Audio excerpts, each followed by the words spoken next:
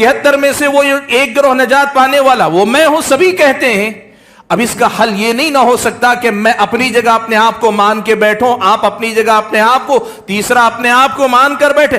تاریخ اسلام کا آپ مطالعہ کر کے دیکھیں کہ یہ گروہ بندی کہاں سے شروع ہوئی، اور اس گروہ بندی کے زمانے میں کون صحیح سنت پر باقی رہا اور کون اس صحیح راستے پر قائم رہا۔ تاریخ کے حوالے سے دیکھو، دعویٰ تو میں بھی کروں گا، آپ بھی کریں گے، تیسرا بھی کرے گا، چوتھا بھی کرے گا۔ اگر دعووں ہی سے بات مان لی جاتی تو پھر نجات پانے والا سارے ہوتے، ہلاک ہونے والا کوئی نہ ہوتا۔ صحابہ تھے، صحابہ سے خوارج الگ ہوئے۔ خوارج فرقہ ہوئے کہ نہیں ہوئے؟ بعد میں شیعہ الگ ہوئے، شیعہ فرقہ ہوا کہ نہیں ہوا؟ صحابہ فرقہ ہوئے نہیں، وہ جماعت ہیں۔ نواسب وجود میں آئے، نواسب فرقہ ہیں۔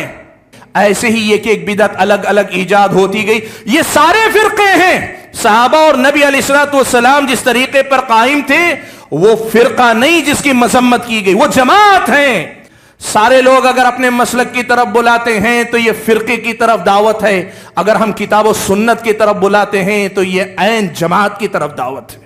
ہم کتاب و سنت کو اس طریقے پہ سمجھنے کی دعوت دیتے ہیں جو صحابہ کے زندگی میں تھا، صحابہ نے جیسے اپنایا تھا۔ دلی کا بڑا مشہور واقعہ ہے کہ ایک عالم آئے، انہوں نے نماز کے اندر آمین زور سے کہہ دی، نماز کے فوراً بعد لوگوں نے پکڑ لیا، انہوں نے حدیث رسول سنائی کہ میں نے جو کیا ہے یہ نبی کی سنت ہے۔ یہاں جو علماء کہلاتے تھے انہوں نے جو جواب دیا تھا وہ کیا تھا پتہ ہے آپ کو؟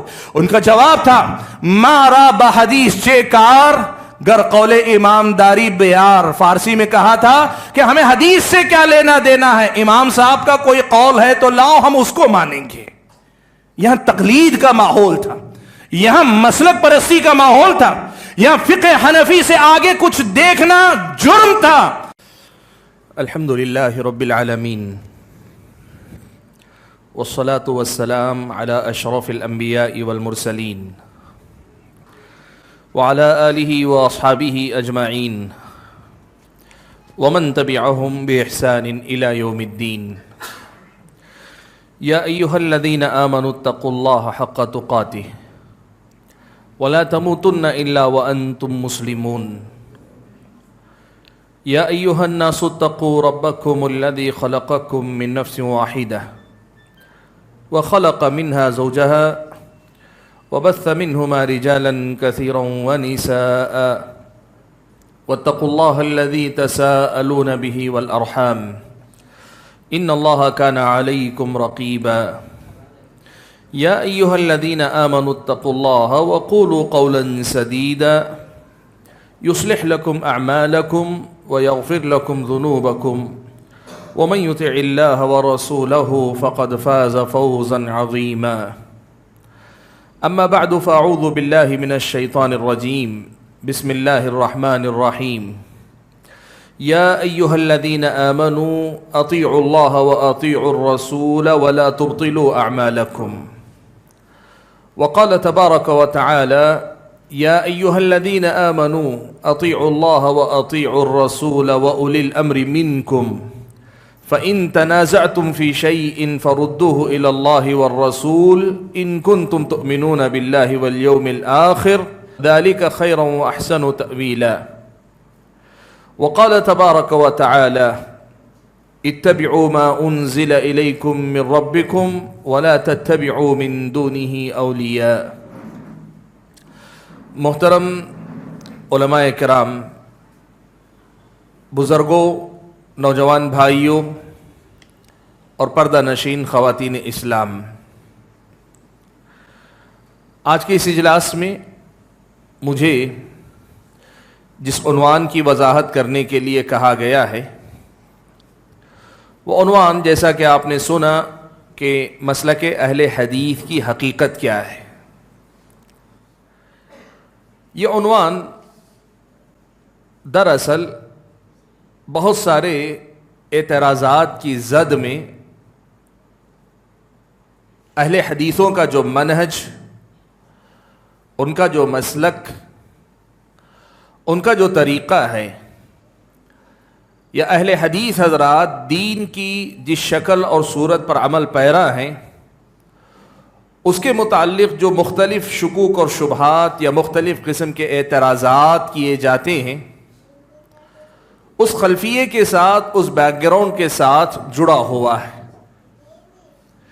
مجھے آج آپ کے سامنے یہ بتانا ہے کہ یہ مسلک اہل حدیث ہے کیا حقیقت میں، اس لیے کہ آپ جانتے ہیں بہت سارے لوگ یہ سمجھتے ہیں کہ مسلک اہل حدیث کا مطلب یہ کہ کچھ بنیادی مسائل ہیں جو فروع یعنی عملی احکام سے متعلق ہیں، آمین، رفع الیدین، سینے پر ہاتھ باندھنا، 8 رکعت تراویح کا مسئلہ، یہ جو نمایاں مسائل ہیں بہت سارے لوگ یہ سمجھتے ہیں کہ صرف انہی مسائل پر محنت کرنے والے لوگوں کو اہل حدیث کہا جاتا ہے، صرف ان مسائل پر۔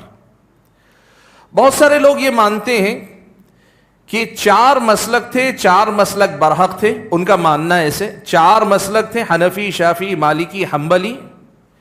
ان 4 مسلکوں کے بعد ابھی پچھلے دور میں یعنی نئے زمانے کے اندر کچھ لوگ اٹھ کھڑے ہوئے، انہوں نے ایک نیا مسلک اپنا نکالا، اس کا نام اہل حدیث مسلک رکھ لیا۔ کچھ لوگوں کا یہ ماننا ہے کہ 1906 میں مسلک اہل حدیث کی بنیاد رکھی گئی۔ 1906 سے پہلے یعنی 100 سال پہلے اگر آپ جائیں گے، اب تو خیر 115 سال سے زائد ہو گئے، یعنی اس سے پہلے اگر جائیں گے تو آپ کو اہل حدیث نہیں ملیں گے۔ دنیا میں کہیں اہل حدیث نام کا کوئی فرقہ، کوئی جماعت، کوئی گروہ نہیں تھی۔ کچھ لوگ یہ مانتے، یہاں تک بھی کہتے ہیں کہ یہ اہل حدیث نام خود بھی انگریزی حکومت اس ملک کے اندر جو برطانیہ برٹش حکومت کرتے تھے نا، ان لوگوں کا دیا ہوا نام ہے۔ یہ اہل حدیث نام جو ہے انہوں نے دیا ہے۔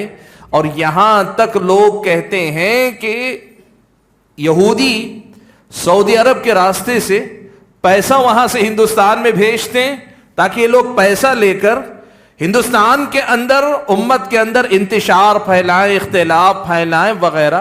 ایسی کتنی باتیں ہیں جو آپ نے سنی ہیں، سوشل میڈیا پہ بھری ہوئی ہیں، لوگوں سے آپ سنیں گے۔ اب تو حد یہ ہے کہ لوگ تقریروں میں، بیان میں، گفتگو میں، ممبروں سے، مسجدوں کے ممبروں سے یہ سب باتیں کہتے چلے آئیں۔ ایسے حالات میں مجھ سے کہا گیا ہے کہ میں آپ کے سامنے اس مسئلے کی وضاحت کروں کہ یہ مسلک اہل حدیث کی حقیقت کیا ہے، مسلک اہل حدیث کی حقیقت کیا ہے، اور اس کو مسلک اہل حدیث کیوں کہا جاتا ہے۔ حقیقت یہ ہے بھائیو، اگر میں تاریخی تسلسل کے اعتبار سے بات کروں یا قرآن و سنت کی روشنی میں جو اصول اہل حدیثوں کے ہیں ان کے حوالے سے بات کروں تو یہ خود 2 موضوع ہو جائیں گے، اور اگر ان سے ہٹ کر جو اعتراض اور الزام لگایا جاتا ہے، ایک ایک الزام کی حقیقت پر اگر جا کے بات کروں تو پھر وہ ایک تیسرا عنوان ہو جائے گا۔ ساری باتیں اہل حدیث سے جڑی ہوئی ہیں، اس لیے میں آپ کے سامنے کوشش کروں گا کہ آج کی اس مجلس میں کچھ اس میں سے، کچھ اس میں سے، کچھ اس میں سے وہ باتیں آپ کے سامنے رکھوں جن سے کم از کم آپ کو اندازہ ہو جائے کہ مسلک اہل حدیث جو کہا جاتا ہے اس کی حقیقت ہے کیا۔ میرے بھائیوں، میں مختصر الفاظ میں آپ کے سامنے یہ بتا دینا چاہتا ہوں کہ مسلک اہل حدیث اصل میں پیارے نبی صلی اللہ علیہ وسلم جو دین اللہ تعالیٰ نے آپ صلی اللہ علیہ وسلم کو دے کر بھیجا تھا، جو دین آپ نے صحابہ کو سکھایا، اس دین پر اسی شکل میں عمل کرنے کا نام مسلک اہل حدیث۔ یہ پہلی بات آپ یاد رکھیں۔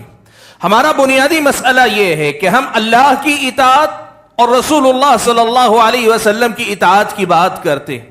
اللہ نے کہا نا، یا ایھا الذین آمنوا اطیعوا اللہ واطیعوا الرسول، اے ایمان والو تم اللہ کی اطاعت کرو اور رسول کی اطاعت کرو، ولا تبطلوا اعمالکم، اور تم اپنے اعمال کو باطل نہ کرو، یعنی ان سے ہٹ کر جا کے، ان کو چھوڑ کر جا کر کسی اور راستے پر جاؤ گے تو اپنے اعمال کو تم برباد کر لو گے۔ ولا تبطلوا اعمالکم، وہ جو دین اللہ تعالیٰ نے پیارے نبی محمد صلی اللہ علیہ وسلم کو دیا تھا، دین کی اسی شکل پر باقی رہنے کا نام مسلک اہل حدیث ہے۔ اس کے سلسلے میں بہت ساری باتیں، بہت ساری حقیقتیں ہو سکتی ہیں جن کا تذکرہ کیا جائے، لیکن آج میں آپ کے سامنے مختصر گفتگو کرنا چاہتا ہوں، اس لیے آپ کو یہ بتانا چاہتا ہوں۔ دیکھیں پیارے نبی صلی اللہ علیہ وسلم نے یہ بات بہت پہلے ہی بیان فرما دی کہ آپ نے امت کو ایک امت کے طور پر چھوڑا۔ آپ صلی اللہ علیہ وسلم نے اپنی امت کو ایک امت کے طور پہ چھوڑا، لیکن کیا یہ امت ایک امت کے طور پر ہی رہے گی، یا پھر یہ کہ فرقوں میں بٹ جائے گی، گروہوں میں بٹ جائے گی؟ اللہ کے نبی صلی اللہ علیہ وسلم نے خود بیان فرما دیا کہ یہود و نصارہ کے نقش قدم پر چل کر اس امت کے اندر بھی گروہ بنتے جائیں گے، گروپ بنتے جائیں گے، اس امت کے اندر بھی گروہ بنتے جائیں گے، اس امت کے اندر بھی جماعتیں الگ الگ بنتی جائیں گی۔ اور اللہ کے نبی صلی اللہ علیہ وسلم نے ایک بات اور اس کے اندر بیان فرمائی کہ اس میں، اس گروہ بندی کے دوران ایک جماعت ایسی رہے گی جو برابر اسی راستے پر قائم رہے گی جس پر نبی علیہ الصلوۃ والسلام نے اپنے صحابہ کو چھوڑا تھا۔ یہ دونوں باتیں اللہ کے نبی نے بیان فرمائی۔ آپ جب اس دنیا سے گئے تو امت ایک تھی، لیکن آپ کے بعد امت ایک نہیں رہ جائے گی، وہ الگ الگ فرقوں میں، گروہوں میں بٹے گی، یہ بھی آپ نے بیان فرمایا۔ اور آپ نے یہ بھی کہا کہ ان گروہوں میں بٹ جانے کے باوجود ایک جماعت، ایک طبقہ، ایک گروہ اسی راستے پر باقی رہے گا جو راستہ پیارے نبی صلی اللہ علیہ وسلم اور آپ کے صحابہ کا طریقہ تھا۔ یہاں کچھ باتیں آپ پہلے سمجھ لیں رک کر۔ یہ بات اللہ کے نبی صلی اللہ علیہ وسلم سے متعدد احادیث میں آئی۔ آپ صلی اللہ علیہ وسلم نے 73 فرقوں میں بٹنے والی جو حدیث، امت کے 73 فرقوں میں بٹنے والی جو حدیث ہے، اس میں بھی بیان فرمائی، اور آپ صلی اللہ علیہ وسلم نے اس حدیث میں بھی یہ مسئلہ بیان فرمایا جس میں آپ نے کہا کہ لا تزال طائفة من امتی علی الحق، میری امت کا ایک گروہ برابر حق پر رہے گا، ظاہرین، وہ غالب رہیں گے، لا يضرهم من خذلهم ولا من خالفهم۔ بھائیو، یہ جو حدیث اللہ کے نبی صلی اللہ علیہ وسلم کی ہے کہ امت گروہوں میں بٹ جائے گی اور ایک طبقہ اس پر باقی رہے گا، یہ پیشن گوئی تھی اللہ کے نبی کی۔ اللہ کے نبی نے پہلے ہی بتا دیا تھا۔ اب آپ اور میں اگر کہیں گے تو میں بھی کہوں گا کہ وہ ایک گروہ میں ہوں، ہر جماعت کے لوگ کہتے ہیں وہ گروہ میں ہوں، 73 میں سے وہ ایک گروہ نجات پانے والا وہ میں ہوں، سبھی کہتے ہیں۔ اب اس کا حل یہ نہیں نہ ہو سکتا کہ میں اپنی جگہ اپنے آپ کو مان کے بیٹھوں، آپ اپنی جگہ اپنے آپ کو، تیسرا اپنے آپ کو مان کر بیٹھے۔ تاریخ اسلام کا آپ مطالعہ کر کے دیکھیں کہ یہ گروہ بندی کہاں سے شروع ہوئی، اور اس گروہ بندی کے زمانے میں کون صحیح سنت پر باقی رہا اور کون اس صحیح راستے پر قائم رہا۔ تاریخ کے حوالے سے دیکھو۔ دعویٰ تو میں بھی کروں گا، آپ بھی کریں گے، تیسرا بھی کرے گا، چوتھا بھی کرے گا۔ اگر دعووں ہی سے بات مان لی جاتی تو پھر نجات پانے والا سارے ہوتے، ہلاک ہونے والا کوئی نہ ہوتا۔ اسی لیے آپ دیکھیں کہ تاریخ میں ہوا کیا، آپ دیکھیں پیارے نبی صلی اللہ علیہ وسلم اس دنیا سے رخصت ہو کر گئے۔ اللہ کے نبی صلی اللہ علیہ وسلم کے جانے کے بعد صحابہ، نبی علیہ الصلوۃ والسلام کے صحابہ، ایمان اور عقیدے میں، عمل میں، سلوک میں صحابہ ایک جماعت کی شکل میں تھے۔ ایک جماعت، صحابہ کی جماعت، مسلمان ایک جماعت، ایک حکمران، ایک خلیفہ کے تحت رہتے تھے۔ ان کے درمیان مسائل میں اختلاف بھی ہوا، لیکن اختلاف کے باوجود گروہ یا فرقے ان کے درمیان نہیں بنے۔ صحابہ کے درمیان کوئی فرقہ ایسا وجود میں نہیں آیا۔ حالانکہ آپ جانتے ہیں جنگ جمل، جنگ صفین جیسی لڑائی ہوئی، لیکن اس جنگ کے باوجود بھی صحابہ کے درمیان ایسی گروہ بندی نہیں وجود میں آئی کہ جس کے نتیجے میں صحابہ خود 3، 4، 25 گروہ میں بٹے، ایسا نہیں ہوا۔ صحابہ ایک جماعت تھے۔ تاریخ اسلام میں سب سے پہلا فرقہ وجود میں آیا وہ خوارج کا فرقہ تھا۔ خوارج کا فرقہ سب سے پہلے وجود میں آیا۔ ان خوارج نے کیا کیا؟ خوارج نے صحابہ کے بارے میں یہ موقف اپنایا کہ صحابہ پورے کے پورے مرتد ہو گئے جو حضرت علی اور حضرت معاویہ کے زمانے میں تھے۔ وہ تمام صحابہ ابو بکر و عمر کے دور کے بعد میں، حضرت علی اور حضرت معاویہ کے دور میں جتنے صحابہ ہیں وہ سب کے سب کافر ہو گئے۔ ایک بنیادی اصول خوارج نے بنایا۔ اب یہاں دیکھیں، صحابہ اور ان کی جماعت، ایک جماعت یہاں باقی ہیں، اور ان سے ہٹ کر خوارج ایک گروہ نکلتا ہے۔ خوارج ایک گروہ نکلتا ہے۔ یہ گروہ اپنی بدعت اور اپنے اصولوں کی وجہ سے الگ شناخت بناتا ہے، یہ پہلا گمراہ فرقہ وجود میں آتا ہے۔ صحابہ اپنی جگہ پہ قائم ہے، صحابہ کی جماعت باقی ہے جو ہدایت پر ہے۔ یہ وہ جماعت ہے جس کو اللہ کے نبی صلی اللہ علیہ وسلم نے صحیح راستے پر چھوڑا تھا۔ خوارج کا طبقہ وجود میں آیا۔ اب ان خوارج کی آگے چل کر کئی اصول انہوں نے اپنائے۔ مجموعی طور پہ اگر آپ دیکھیں گے آج خوارج کے نام پہ فرقہ اور اس کے اصول مستقل موجود ہیں۔ یہ وہ جماعت نہیں ہے، یہ نجات پانے والا گروہ نہیں، یہ 72 فرقوں میں سے ایک فرقہ ہے۔ خود خوارج کے اندر پھر فرقے ہوئے، وہ سارے کے سارے انہی کے تابع رہیں گے، ایک خوارج کا فرقہ الگ ہوا۔ اب یہاں اہل سنت، صحابہ، تابعین، یہ جو سیدھے راستے پر تھے، خوارج کے ساتھ ہی، خوارج کے فوری بعد ہی شیعہ وجود میں آئے۔ شیعہ کون تھے؟ انہوں نے یہ کیا کہ آل بیت رسول، پیارے نبی صلی اللہ علیہ وسلم کے خاندان اور گھر والوں کی محبت کی آڑ لے کر، یاد رکھو اہل سنت والجماعت کے پاس، صحابہ کے پاس آل بیت رسول سے محبت کرنا دین و ایمان کا حصہ ہے۔ پیارے نبی صلی اللہ علیہ وسلم کے گھر والوں سے محبت کرنا اور خصوصی محبت کرنا یہ ہمارے ایمان کا حصہ ہے۔ لیکن ان کی محبت کی آڑ لے کر اس قدر غلو کر گئے کہ انہوں نے یہ اصول بنا لیا کہ اگر آپ آل بیت سے محبت کرتے ہیں تو پھر صحابہ سے برات کا اعلان کرنا پڑے گا، صحابہ سے دشمنی کرنی پڑے گی۔ آل بیت کی محبت اور صحابہ کی محبت اکٹھا نہیں ہو سکتی، یہ اصول شیعہ نے ایجاد کیا۔ اب یہ ایک الگ فرقہ وجود میں آ گیا۔ اہل سنت نے یہاں اپنا اصول بتایا، قرآن و سنت میں جو آیا وہ یہ کہ ہم صحابہ سے بھی محبت کرتے ہیں، آل بیت رسول سے بھی محبت کرتے ہیں، دونوں کی محبت کو دین و ایمان سمجھتے ہیں، اور ایک سے محبت کرنے کے لیے دوسرے سے دشمنی اسلام نے ہمیں اس کا حکم نہیں دیا۔ یہ ایک مسئلہ ہوا۔ اب یہاں دیکھیں شیعہ وجود میں آگے، ایک طرف خوارج ہوئے، دوسری طرف شیعہ ہوئے۔ اب یہاں ابھی بھی وہ سیدھے راستے پر جماعت ابھی باقی ہے۔ آگے چل کر ان شیعوں کے رد عمل میں یہ ہوا کہ کچھ لوگ ناصبی پیدا ہوئے۔ یہ ناصبی کون ہیں؟ یہ آل بیت رسول صلی اللہ علیہ وسلم، خاندان رسول سے دشمنی رکھتے تھے۔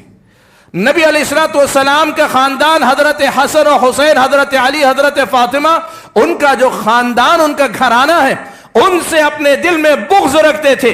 ناصبی پیدا ہوئے، نواصب ان کو کہا جاتا ہے، جو آل بیت رسول سے دشمنی کرتے تھے۔ یہ رافضیوں کے رد عمل میں اہل سنت نے یہاں بھی اپنے آپ کو بچا کے رکھا، کہا یہ ناصبی ہیں اور نواصب کے طریقے پہ چلنا یہ ایک بدعت ہے، یہ گمراہی ہے۔ یہ ایک طریقہ ہوا۔ اہل سنت والجماعت اسی راستے پہ چل رہے ہیں۔ حضرت حسن بصری رحمت اللہ علیہ کا دور، بلکہ اس سے پہلے آپ کو میں بتاؤں، حضرت عبداللہ ابن عمر رضی اللہ تعالیٰ عنہما جیسے صحابہ ابھی باحیات تھے کہ بصرہ میں تقدیر کا انکار کرنے والا فرقہ وجود میں آیا۔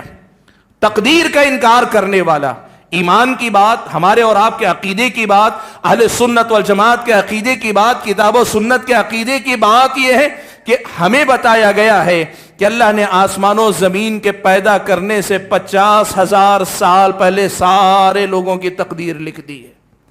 اب ساری چیز لکھی ہوئی ہے، ہم اپنی مرضی اور اختیار سے کرتے ضرور ہیں، لیکن ہمارا اختیار اللہ کی تقدیر سے باہر نہیں ہے۔ تقدیر میں لکھے جانے کی وجہ سے ہم مجبور محض بھی نہیں ہیں، اور ایسا بھی نہیں ہے کہ ہم اختیار والے ہیں تو اللہ کی تقدیر سے باہر بھی ہیں، ایسا بھی نہیں ہے۔ یہ ہمارے ایمان و عقیدے کا حصہ ہے۔ انہوں نے کیا کیا؟ بصرہ میں معبد جوہنی تھا، اس نے یہ بدعت ایجاد کی، کہا تقدیر پہلے سے لکھی نہیں ہوتی ہے، بندہ پہلے کرتا ہے، پھر جا کر اللہ کو معلوم ہوتا ہے، اس کے بعد جا کر لکھا جاتا ہے۔ مختصر الفاظ میں تقدیر کا انکار کیا۔ بصرہ میں قدریہ وجود میں آئے۔ اہل سنت والجماعت اپنے طریقے پر باقی ہیں، اپنے طریقے پر اہل سنت والجماعت باقی ہیں۔ بصرہ میں معبد الجوہنی اور اس کے نام لیوا قدریہ کے نام پہ گمراہ ہوتے گئے۔ اب ان کے رد عمل میں کچھ لوگ تقدیر کو ثابت کرنے کے نام پر غلو کر گئے۔ جبریہ وجود میں آئے۔ یہ جبریہ کون ہے؟ ان کا معاملہ یہ تھا، کہتے تھے تقدیر پر ایمان کا مطلب یہ انسان کو کوئی اختیار نہیں، انسان مجبور محض ہے، کوئی اختیار نہیں۔ وہ ایک بدعت وجود میں آئی۔ دیکھیں پوری تاریخ ایسی ہی چلتی رہی ہے کہ ایک بدعت وجود میں آتی اور اس بدعت کے مقابلے میں دوسری بدعت وجود میں آتی۔ کچھ لوگ صحابہ کے معاملے میں دشمنی پہ اتر آئے تو دوسرے لوگ اہل بیت رسول سے دشمنی کے معاملے پہ اتر آئے. کچھ لوگوں نے تقدیر کو انکار کیا, کچھ لوگوں نے تقدیر کو ثابت کرنے میں غلو کیا. ایسے حالات میں اب ایک نئی بدعت. حضرت حسن بصری رحمت اللہ علیہ تابعین میں سردار, اللہ کے نبی کے شاگرد صحابہ ہیں, صحابہ کے شاگرد حضرت حسن بصری تابعین ہیں, اور تابعین میں جو سر فہرست تابعین آتے ہیں ان میں سے ایک حضرت حسن بصری رحمت اللہ علیہ ہیں. حسن بصری رحمت اللہ علیہ کا دور آنے تک اسلامی فتوحات بہت زیادہ پھیل گئی تھیں, اور یہ صورتحال تھی کہ باہر کی دنیا کے جو مختلف علوم اور فنون ہیں ان سے لوگوں کا رشتہ جڑنا شروع ہو گیا تھا. واصل ابن عطا یہ حضرت حسن بصری کا شاگرد تھا. حضرت حسن بصری رحمت اللہ علیہ پیارے نبی صلی اللہ علیہ وسلم کے احادیث پڑھ کر سنایا کرتے تھے, پیارے نبی کے احادیث پڑھ کر سنایا کرتے تھے. ان حدیثوں کو سنتے سناتے ساتھ میں یہ واصل ابن عطا, اگر آپ اس کی جا کر تاریخ پڑھیں گے, واصل ابن عطا ہے, عمرو ابن عبید اس کا شاگرد ہے, ان کی اگر تاریخ پڑھیں گے تو پتہ چلے گا کہ یہ جو قرآن و سنت کی تعلیم دینے والے جو علماء تھے نا, ان علماء کے ساتھ ساتھ یا ان علماء سے زیادہ کچھ یہودیوں سے بھی کچھ باتیں سننے کا ان کے پاس رواج تھا. ان کی تاریخ آپ جا کر پڑھ کر دیکھیں, وہ جو دوسری دنیا, وہ جو فلسفے کی باتیں جو دوسری دنیا سے منتقل ہو کر عالم اسلام میں آئی تھی, ان باتوں کو سننے کا اہتمام کرنے لگے. تو اب ہوا یہ, اس میں عقلی ورزش بہت تھی. جیسے کسی آدمی کو میتھ کا چسکا لگ جائے, ریاضیات کا, حساب و کتاب کا چسکا لگ جائے تو پرابلم سالو کرنے میں اسے ایک مزہ آتا ہے. ان کو بھی اسی قسم کی بیماری, فلسفے کی جو الٹ پھیر ہوتے ہیں, فلسفے کی جو لا یعنی بحثیں ہوتی ہیں, ان کا مزہ اس قدر آنے لگا تھا کہ حضرت حسن بصری رحمت اللہ علیہ جو قرآن و سنت کی باتیں پڑھاتے تھے ان میں مزہ نہیں آتا تھا, ان کو مزہ نہیں آتا تھا. تو واصل ابن عطا نے کیا کیا, حضرت حسن بصری رحمت اللہ علیہ کے بارے میں ایک بڑا گھٹیا قسم کا تبصرہ کیا. اس نے کہا, مالی ارا کلام الحسن لا یخرج عن سراویل النساء. اس نے کہا کیا بات ہے, حسن بصری جب بھی بات کرتے ہیں عورتوں کی سروال ہی کی بات کرتے ہیں, پاجامے ہی کی بات کرتے ہیں. طنز تھا, مقصد کیا تھا اس کا؟ دیکھو ایک بات آپ کو میں سمجھاتا ہوں, گرچہ تھوڑا سا میں ٹاپک سے ہٹوں گا تھوڑا سا, لیکن سمجھیں آپ. یہ کیا تھا؟ آپ جانتے ہیں ایک مسلمان کی 5 وقتہ ضرورت کیا ہے؟ اس کے طہارت کے مسائل, اس کی پاکی ناپاکی کے مسائل, اس کے وضو کے مسائل, اس کے غسل کے مسائل, اس کی نماز کے مسائل, اس کے روز مرہ کی ضرورت کے مسائل ہیں. عالم وہی تو پڑھائے گا جو آپ کی روز مرہ کی ضرورت ہے. آپ ایران کی بات کریں, توران کی بات کریں, افغانستان کی بات کریں, امریکہ کی بات کریں, آپ کو اپنے صبح شام کے مسائل معلوم نہیں, استنجا کرنے کا طریقہ معلوم نہ ہو, تو پھر اسے علم نہیں کہتے, اسے جنرل نالج کہتے ہیں. انسان کی ضرورت جنرل نالج نہیں, انسان کی ضرورت علم ہے کتاب و سنت کا. حضرت حسن بصری قرآن و سنت کی آیات اور احادیث کی روشنی میں روز مرہ کے جو مسائل ہیں, لوگوں کی جو ضرورتیں ہیں, وہ پڑھایا کرتے تھے, ایک ایک مسئلہ کر کے. اب یہ جو فلسفے کا چسکا لگا ہوا ہے, یہ جو عقلی ورزش کا چسکا جس کو لگا ہوا ہے, اب اسے حسن بصری رحمت اللہ علیہ کی باتیں پھیکی لگنے لگیں. تو واصل ابن عطا نے کیا کیا, حسن بصری رحمت اللہ علیہ کا شاگرد تھا, لیکن ان کی مجلس چھوڑ کر اپنی ایک الگ مجلس سجا لی, الگ مجلس بنا لی, اور یہاں سے معتزلہ وجود میں آئے یہاں سے. اور ان معتزلہ نے کیا کیا, جہم بن صفوان ایک آدمی تھا. اب یہ جہم بن صفوان کون تھا, اس کی تاریخ اگر آپ جا کر پڑھیں گے آپ کو پتا چلے گا کہ اس کا معاملہ یہ تھا, یہودیوں کی بستی میں رہتے رہتے, یہودیوں سے بحث و مناظرہ کرتے کرتے یہودیوں کے اصول نے اپنا لیا اور اسلام پہ آ کے آزمانا چاہا. ایک نئی بدعت کو ایجاد کیا, جہمیہ کی جو بدعتیں, اللہ کے اسماء اور صفات سب کا انکار کیا, بلکہ جہمیہ کا جو عقیدہ اللہ تعالیٰ کے بارے میں, اگر کوئی وہ عقیدہ مانے تو اللہ کے وجود ہی کا انکار لازم آئے. ایسی سب بدعتیں جب وجود میں آتی جاتی تھیں, ایک جماعت تھی, ایک طبقہ تھا جو برابر سنت پر قائم تھا. ایک جماعت تھی, ایک طبقہ تھا جو برابر سنت پہ قائم تھا. یہ خوارج کی بدعت کے بھی خلاف ہے, شیعہ کی بدعت کے بھی خلاف ہے, نواسب کی بدعتوں کے, ناصبیوں کی بدعت کے بھی خلاف ہے, قدریہ کی بدعت کے بھی خلاف ہے, جبریہ کی بدعت کے بھی خلاف ہے، معتزلہ کی بدعت کے بھی خلاف ہے، اور آگے چل کر دوسری صدی کے آتے آتے صوفیہ جو ہیں، یہ صوفیہ کا بھی ایک طبقہ وجود میں آ گیا۔ یہ پہلے ابتدائی دور میں ہوتا کیا تھا؟ زہد اور عبادت۔ جیسے اللہ تبارک و تعالیٰ نے کسی بندے کو اللہ کی راہ میں خرچ کرنے کی زیادہ توفیق دی، کسی بندے کو اللہ تعالیٰ نے ایسی ہمت اور حوصلہ دیا وہ اللہ کی راہ میں جہاد ہی میں لگا رہا، اور کسی بندے کو اللہ تعالیٰ نے عبادتوں کا شوق اور اس کا چسکا اللہ نے دیا، وہ عبادتوں میں زیادہ رہنے لگے۔ صحابہ میں ایسے ضرور تھے کہ کسی کا نام جہاد میں بہت زیادہ، کسی کا علم حاصل کرنے پھیلانے میں زیادہ، کسی کا عبادتوں میں بہت زیادہ، یہ سب کچھ صحابہ میں تھا۔ لیکن بعد کے دور میں چلتے چلتے ہوا کہ یہ عبادتوں میں لگے ہوئے جو لوگ تھے بعد کے دور میں عبادتوں میں لگتے لگتے علم سے دور ہوتے چلے گئے۔ اور یاد رکھو، یہ بات یاد رکھو، جب عبادت کرنے والا علم سے تعلق جوڑ لیتا ہے تو یہیں سے بدعتیں داخل ہونا شروع ہوتی ہیں۔ عبادت کا علم سے بڑا گہرا تعلق ہے، اسی لیے امام بخاری نے ایک باب باندھا، کہا ہے باب العلم قبل القول والعمل، باب علم کا جو مقام ہے وہ قول اور عمل سے پہلے آتا ہے۔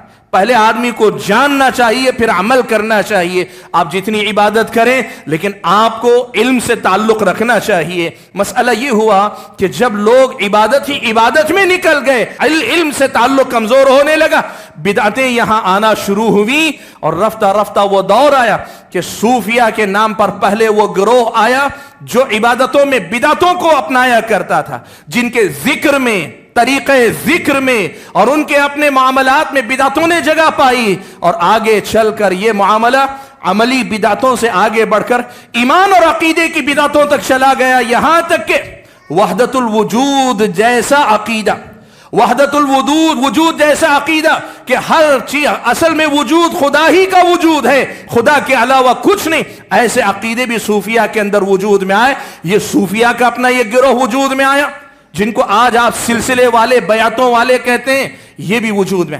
ان تمام حالات میں بھائیوں ایک جماعت تھی جو نبی علیہ الصلوۃ والسلام کے صحابہ تھے، اور صحابہ کے بعد صحابہ کے تابعین جو شاگرد تھے وہ تھے، اور تابعین کے بعد تبع تابعین تھے۔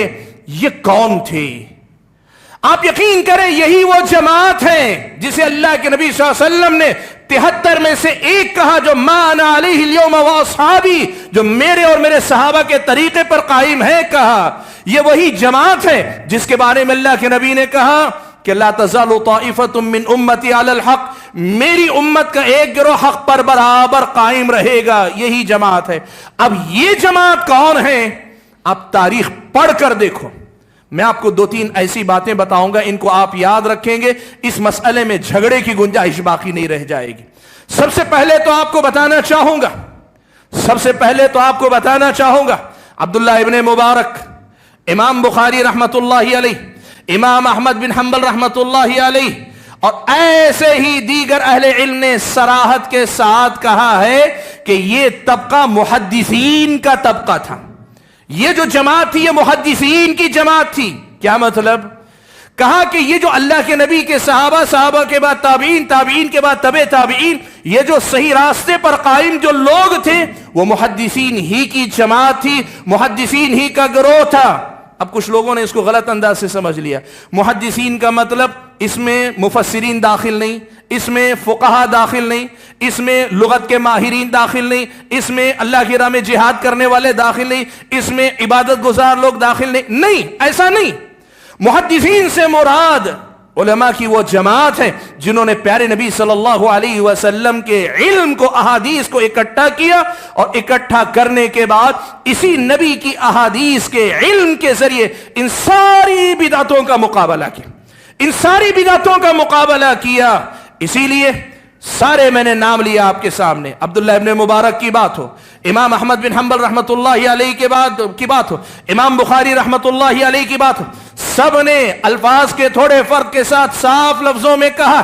امام احمد تو یہاں تک کہتے تھے ان لم یکونوا اصحاب الحدیث فلا ادری منهم، اگر یہ جماعت، یہ گروہ، یہ طبقہ اگر اہل الحدیث نہ ہو، مجھے نہیں پتا دنیا میں کوئی اور اس کا حقدار ہو بھی سکتا ہے۔ یہ ہے اصل میں اہل حدیث، یہ ہے مسلک اہل حدیث۔ یہاں کچھ باتیں میں آپ کو روک کر بتانا چاہوں گا۔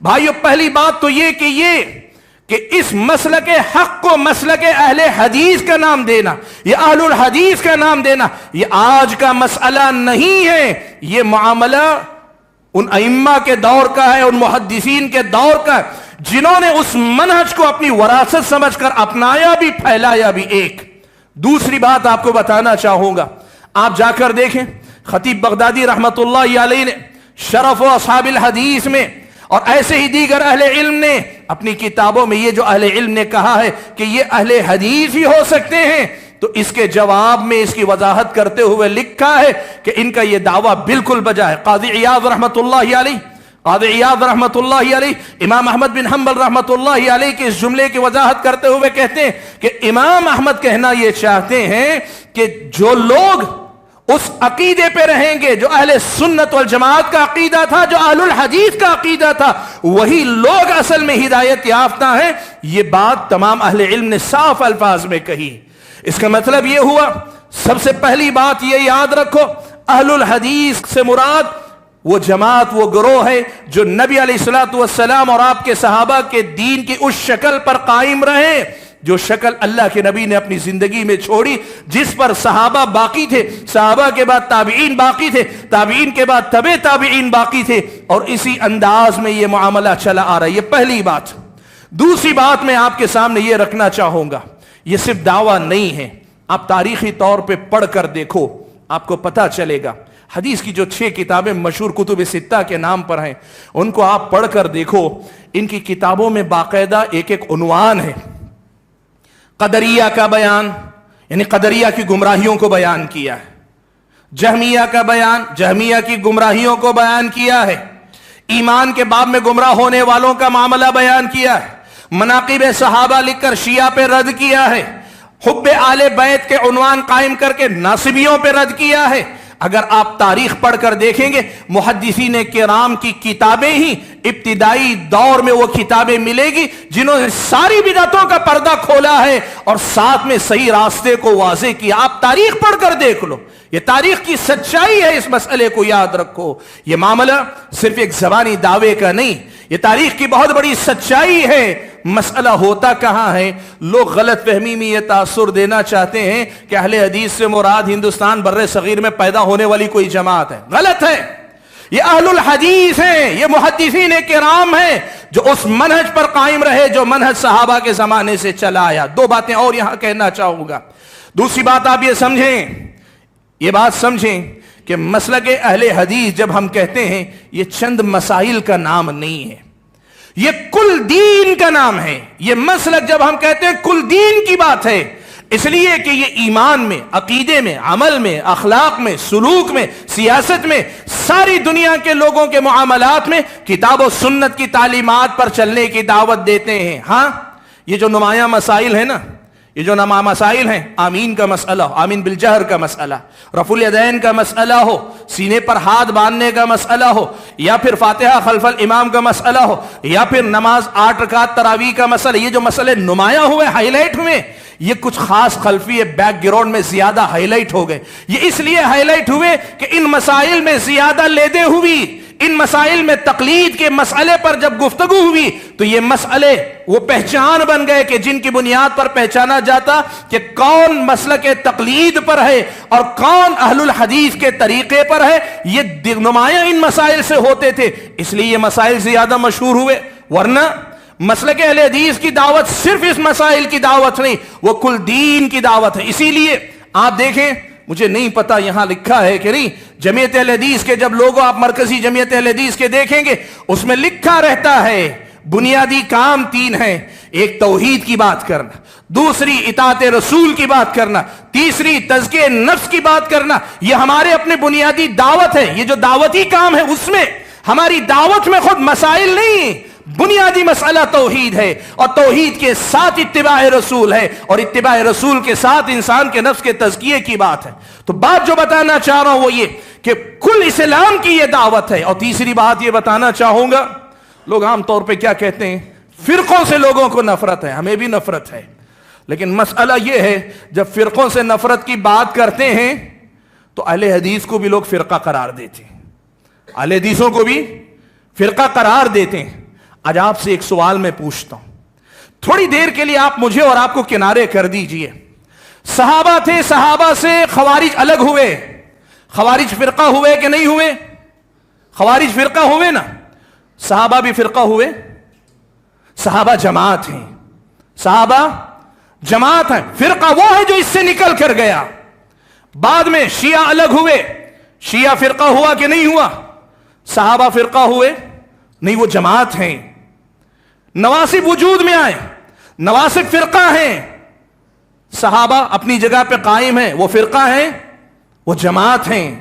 आप एक बात याद रखें, ऐसे ही एक एक बिदअत अलग अलग ईजाद होती गई। ये सारे फिरके हैं। सहाबा और नबी अलैहिस्सलातु वस्सलाम जिस तरीके पर कायम थे, वो फिरका नहीं जिसकी मजम्मत की गई, वो जमात है, वो असल है, वही असल में जमात है, यही असल में दीन के अलमबरदार है। ये लुग़वी मानों में, लिंग्विस्टिक जिसे कहते हैं, लुग़वी माने में अगर आप कहना चाहें, जमात के फिरके के मुकाबले में फिरका, गिरोह के मुकाबले में गिरोह है। लेकिन शरई माने में, जब शरीयत के माने में जब फिरका कहा जाता है, अहलुल हदीस फिरका नहीं है, अहलुल हदीस जमात है। अहलुल हदीस जमात है, ये फिरका नहीं है। इस मसले को याद रखना चाहिए। इसीलिए सारे लोग अगर अपने मसलक की तरफ बुलाते हैं तो ये फिरके की तरफ दावत है, अगर हम किताब और सुन्नत की तरफ बुलाते हैं तो ये ऐन जमात की तरफ दावत है। ये फिरके की तरफ दावत नहीं है, ये ऐन जमात की तरफ दावत है। इसलिए कि किताब और सुन्नत की तरफ हम आपको बुलाते हैं, हम किताब और सुन्नत को उस तरीके पे समझने की दावत देते हैं जो सहाबा के जिंदगी में था, सहाबा ने जैसे अपनाया था। मेरे भाइयों, इस हकीकत को याद रखने के बाद हम मसले के अगले हिस्से की तरफ आते हैं। सवाल ये पैदा होता है कि अगर ऐसा है तो इस मुल्क बर्रे सगीर में अहले हदीसों का क्या मामला है? ये अहले हदीस कब से वजूद में आए? और यहां तो वो मसाइल ही में उलझे नजर आते हैं, यहां की क्या हकीकत है? हिंदुस्तान से मुताल्लिक दो तीन बातें मैं आपके सामने रखना चाहता हूं। सबसे पहले ये बात याद रखें, इस मुल्क में गलत प्रोपेगेंडा ये किया जाता है कि यहां हिंदुस्तान के अंदर दीन सूफिया किराम के जरिए पहुंचा है। यह गलत प्रोपेगेंडा किया जाता है कि यहां दीन सूफिया के जरिए पहुंचा है। सूफिया का दौर कब शुरू हुआ? 4वीं सदी के बाद हिंदुस्तान के अंदर। अगर आप सुल्तानुल हिंद जिनको कहा जाता है, अजमेर के ख्वाजा मुइनुद्दीन चिश्ती की अगर आप बात करें, उनकी सनत विलादत अगर आप देखेंगे, वो 5वीं सदी के बाद आए हैं। इस मुल्क के अंदर सूफिया की तारीख अगर है तो सूफिया की तारीख 4वीं सदी के बाद की है।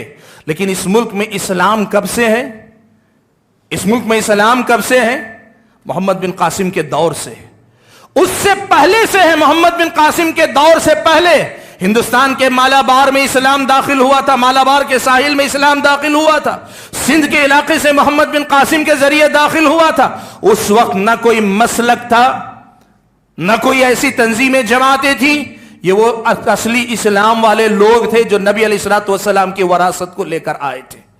इस मुल्क में हम अहले हदीसों की तारीख इतनी पुरानी, और इतना ही नहीं, मैं आपको बताऊं, बादशाहों के जमाने की अगर बात करें, मोहम्मद बिन तुगलक का जमाना हो, या फिर जो है आप अलाउद्दीन खिलजी की बात हो, सुल्तान मोहम्मद गौरी की बात हो, इनके अहद में तारीखी गवाहियां मिलती हैं। हिंदुस्तान की तारीख में लिखी गई तारीख फरिश्ता, एक किताब का नाम तारीख फरिश्ता है। उसके अंदर बाकायदा आप तारीख में पढ़कर देखें, जूनागढ़ का जो इलाका या फिर गुजरात का वो इलाके, उन इलाकों के अंदर सयाह जो उस दौर में आते थे, ट्रैवलर्स जो आज के जमाने में सयाह, वो अपनी जो रुदाद लिखते हैं, उनके सफरनामों में लिखा है साफ तौर पर कि यहां रहने वाले लोग बकिया हिंदुस्तान के लोगों से अलग हैं। ये लोग सिर्फ कुरान और किताब और सुन्नत को मानने के दावेदार, ये उनकी तारीख में लिखा हुआ है। इस मुल्क के अंदर हमारी तारीख बहुत पुरानी है। और अगर इस मुल्क के अंदर अब ये जो जमीयत अहले हदीस के नाम पर या जमात अहले हदीस के नाम पे है, अगर आप ये तारीख ढूंढना चाहेंगे, ये शाह वलीउल्लाह मुहद्दिस दहलवी रहमतुल्लाह अलैह के दौर से जाकर जुड़ती है। मैं एक बात आपको बताना चाहता हूं, यहां हिंदुस्तान से ज्यादातर हिंदुस्तान में हुकूमत करने आने वाले हुक्मरान खास तौर पे और सूफिया का तबका भी ये अफगानिस्तान के रास्ते से होकर दाखिल हुए।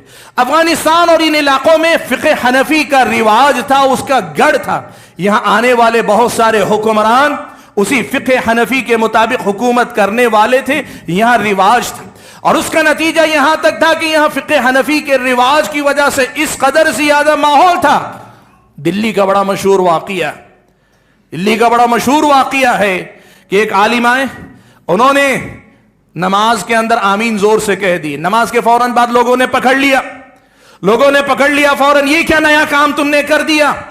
انہوں نے حدیث رسول سنائی، پیارے نبی صلی اللہ علیہ وسلم کی حدیث سنائی کہ میں نے جو کیا ہے یہ نبی کی سنت ہے۔ تو اس ملک کے باشندوں نے، عوام نے نہیں، یہاں جو علماء کہلاتے تھے، انہوں نے جو جواب دیا تھا وہ کیا تھا پتہ ہے آپ کو؟ ان کا جواب تھا مارا بحدیث چے کار گر قول امام داری بیار۔ فارسی میں کہا تھا کہ ہمیں حدیث سے کیا لینا دینا ہے، امام صاحب کا کوئی قول ہے تو لاؤ ہم اس کو مانیں گے۔ یہاں تقلید کا ماحول تھا، یہاں مسلک پرستی کا ماحول تھا، یہاں فقہ حنفی سے آگے کچھ دیکھنا جرم تھا۔ ایسی حالت میں انہوں نے حدیث بیان کی قبول نہیں کی، وہ سمجھ گئے، انہوں نے کہا کہ آپ اپنے عالم کے پاس لے کر چلو، تم میں سے جو بڑے عالم ہیں ان کے پاس لے کر چلو۔ لے کر گئے، انہوں نے کہا کہ میں نے جو عمل کیا فلاں حدیث پہ عمل کیا ہے، عالم نے ان کی تائید کی، کہا اللہ کے نبی کی ایسی حدیث ہے، تب جا کر ان کی جان چھوٹی۔ اس پس منظر میں یہاں پر خاص طور پر تقلید کے مقابلے میں بات ہوئی۔ دیکھو میں یہاں بتاتا ہوں کیسے یہاں مسائل پر بات زیادہ ہوئی، ایمان اور عقیدے کے مسائل بعد میں آئے، تقلید کے مسئلے پہ زیادہ بات کیوں ہوئی؟ آپ کو میں بتاؤں، اس دعوت کی ایک پہچان ہے۔ حضرت سفیان ثوری رحمت اللہ علیہ کہا کرتے تھے کہ جب تم ملک شام میں رہو، اذا کنت بالشام فحدث بفضائل علی، جب ملک شام میں رہو، ملک شام میں حضرت معاویہ اور ان کے چاہنے والوں کا غلبہ تھا، کہا جب ملک شام میں رہو تو حضرت علی کے فضائل بیان کرو، اس لیے کہ ان کے دلوں کے اندر حضرت علی کے لیے کہیں ناراضگی ہوگی، علی کے فضائل بیان کرو۔ وَإِذَا كُنْتَ بِالْعِرَاقِ، لیکن وہی عراق کے علاقے میں آؤ جہاں حضرت علی کے چاہنے والے زیادہ تھے، فحدث بفضائل عثمان، حضرت عثمان کے فضائل بیان کرو کہ ان کے دلوں میں حضرت عثمان کے لیے ناراضگی۔ یہی ماجرا اس ملک کے اندر بھی ہوا، یہاں وہی دین حق کی دعوت، وہی سچی دعوت، یہاں تقلید کا بول بالا تھا، یہاں تقلید ہی سب کچھ تھی۔ ایسے ماحول میں اہل علم نے عمل بالحدیث کا نعرہ دیا، عمل بالحدیث کا نعرہ دیا، کہا کہ تقلید نہیں، حدیث پر عمل ہونا چاہیے، اور حدیث پر عمل ہونے کے نام پر اہل حدیث کے نام پر ان کی شناخت ہوئی، پہچان ہوئی، اور اسی حوالے سے وہ پہچانے گئے۔ اور اسی بیک گراؤنڈ میں یہ آمین بالجہر، رفع الیدین، یا فاتحہ خلف الامام، یا پھر یہ کہ 8 رکعت تراویح کا مسئلہ، اگر یہ جو مسائل میں نے آپ کے سامنے گنا، یہ مسائل اس بیک گراؤنڈ میں ہائی لائٹ ہو کر آئے کہ ان مسائل پہ زیادہ لکھا گیا، زیادہ بولا گیا، ادھر سے تائید میں، ادھر سے مخالفت میں، دونوں طرف سے جو کتابیں لکھی گئی ان مسائل پر، یہ ہائی لائٹ ہوئی۔ ورنہ مسئلہ اصل کیا تھا؟ مسئلہ اصل اتباع کتاب و سنت کا تھا، اور اتباع کتاب و سنت کے معاملے میں ائمہ کرام کی تقلید، مسلکی تعصب، مسلکی جمود، اپنے مسلک یا امام کی بات سے آگے کچھ صحیح ہو ہی نہیں سکتا، یہ جو جمود تھا اس کے خلاف یہ تحریک چلی تھی۔ اب یہاں شروع ہوئے وہ سارے الزامات۔ ہوا کیا؟ میں آپ کو وہ بھی بتا دوں، 2-4 الزام میں نے ذکر کیا، ان کا بھی تذکرہ کر دوں۔ ہوا یہ کہ سب سے پہلے تو کہا گیا 4 مسلک برحق ہیں، یہ 5واں مسلک ہے، یہ بعد میں وجود میں آیا، یہ ہندوستان میں وجود میں آیا۔ غلط ہے، جو یہ کہتے ہیں وہ غلط کہتے ہیں، ان کو چاہیے کہ جا کر پرانی کتابیں پڑھ کر دیکھیں۔ امام ترمذی رحمت اللہ علیہ اپنی کتاب جامع یا سنن کے اندر جب مسئلہ، ان کا طریقہ پہلے عنوان بیان کرتے ہیں، پھر اس عنوان کے لیے حدیث بیان کرتے ہیں، پھر اسی مفہوم کی حدیث کتنے صحابہ سے آئی ہے وہ بیان کرتے ہیں، اور وہ بیان کرنے کے بعد یہ بھی بتاتے ہیں کہ اس حدیث کے مطابق فتویٰ دینے والے علماء کون کون ہیں۔ اگر آپ جا کر امام ترمذی کی کتاب پڑھ کر دیکھیں، کتاب میں مکرر انہوں نے محدثین کا تذکرہ کیا، اہل الحدیث کا تذکرہ کیا ہوا ہے۔ اگر اہل حدیث ہندوستان کا کوئی فرقہ، کوئی جماعت تھی، تو امام ترمذی جن اہل الحدیث کا تذکرہ کر رہے ہیں وہ کون ہیں؟ اس کا بھی جواب دیا لوگوں نے، کہا اس سے مراد فن حدیث کے ماہرین تھے، کوئی مسلک نہیں تھا۔ فن حدیث کے ماہرین تھے، کوئی مسلک نہیں تھا۔ اللہ کے بندو، امام ترمذی جن کا ذکر کر رہے ہیں مسلک کے طور پہ ذکر کر رہے ہیں، مسلک کے طور پہ، فن کے ماہرین کے مسائل نہیں بیان کر رہے ہیں، فقہی مسلک کے طور پہ امام ترمذی بیان کر رہے ہیں۔ میرے بھائیو، محدثین کرام کا یہ منہج اس دور سے چلا آیا ہے جب نبی علیہ الصلوۃ والسلام کے زمانے کے بعد صحابہ کے بعد تابعین سے محدثین کرام نے اس دین کو لیا اور لے کر دین کے ہر مسئلے کی حفاظت کی۔ اب سوال